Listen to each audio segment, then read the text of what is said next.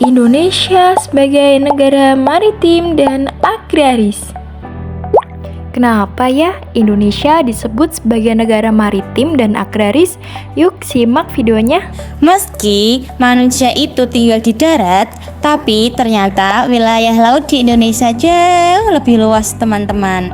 Luas daratan Indonesia sekitar 1,9 juta kilometer persegi dan luas lautnya sekitar 3,2 juta kilometer persegi.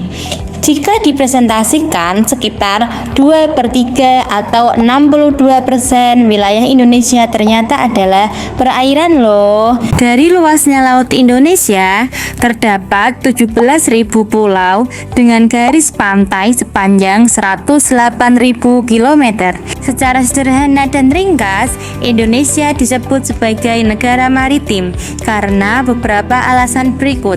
Yang pertama, wilayah perairan lebih luas dari daratan.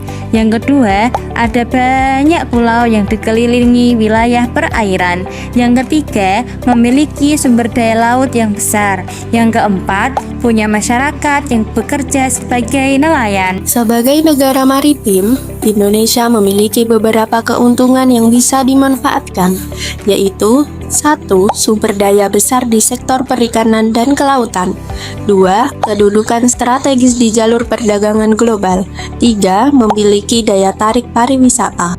Selain disebut sebagai negara maritim, Indonesia juga kerap disebut sebagai negara agraris. Kenapa ya? Indonesia memiliki lahan pertanian yang luas dan banyak penduduk bekerja di sektor pertanian.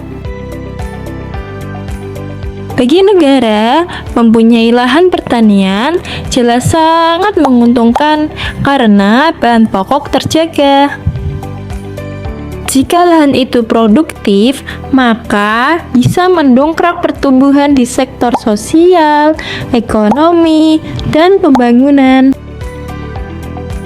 Berdasarkan data dari Badan Pusat Statistik, Indonesia memiliki sawah seluas 7,4 juta hektar loh. Banyak ya.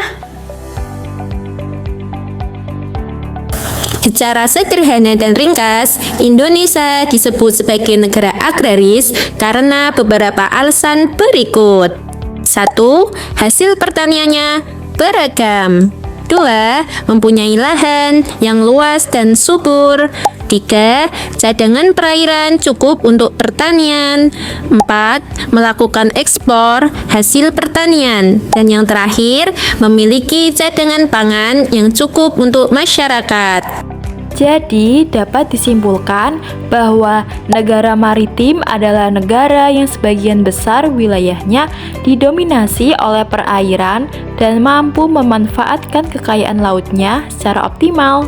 Sedangkan negara agraris adalah negara yang memiliki sektor pertanian besar dan sebagian besar penduduknya bekerja sebagai petani. Nah, itulah alasan mengapa Indonesia disebut sebagai negara maritim dan agraris. Semoga bisa bermanfaat ya.